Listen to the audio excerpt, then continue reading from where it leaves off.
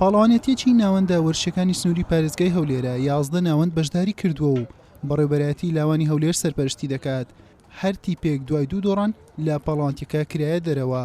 هەردوو تیپی ناوەندی شاوێس و هەریر گەیشتونەتە یاری کۆتایی. ئەم یاریزانانەی بەشدارن لە پاڵەوانتیەکە لە یانەکان یاریان نەکردووە و لەدایکبووی سەرووی ساڵی 2006ن. تیپەکان یاریزانانی فێرگەکانی سنوورەکەیان هەڵبژاردووە بۆ بەشداریکردن لەم پاڵەوانتیە.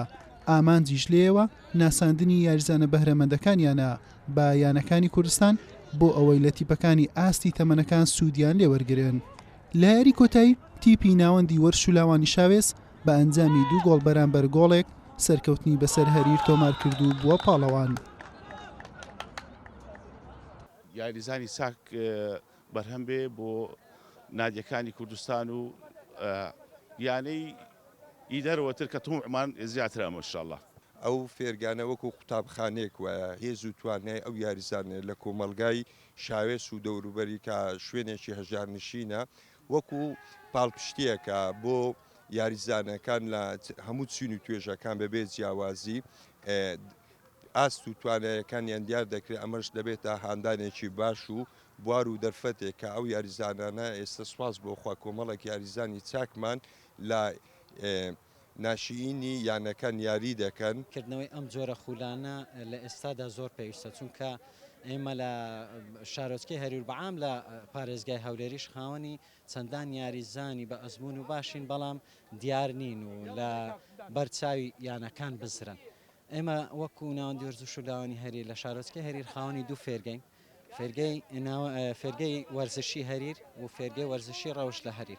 لەنا ئەو فێرگەیەدا چەندان ڕاهێنەر و چەندان مامۆستای بە ئەزمون کار دەکەن بۆ پێگەیان یاریزانان و هەروەها نزیکەی 250 تا 300 فێرخواز ڕۆژانە لەم 2 فێرگەیە ڕاهێنان دەکەن و لە کۆی ئەو 250 تا 300 فێرخوازە ئێمە تەنیا توانیتمان 18 فێرخواز وەکو باشترینەکان هەرچەند یاریزانی زۆر باشتریشی تێدایە.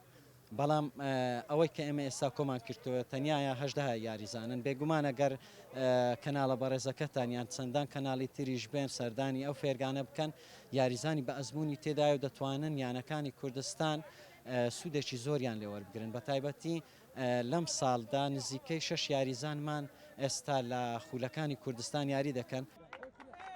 دوای کۆتایی هاتنی پاڵەوانتیەکە خەڵات بەسەر ناوبژوانان و یاریزانانی هەردوو تیپی یەکەم و دۆمدا بەشکرا. دواتریش باشترینەکان دیاریکران.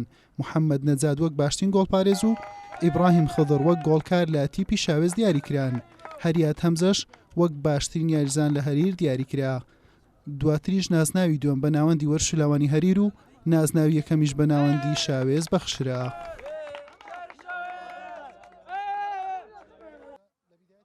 حوسێن محەممەد کەناڵی ئاسمانی پێم هەولێر.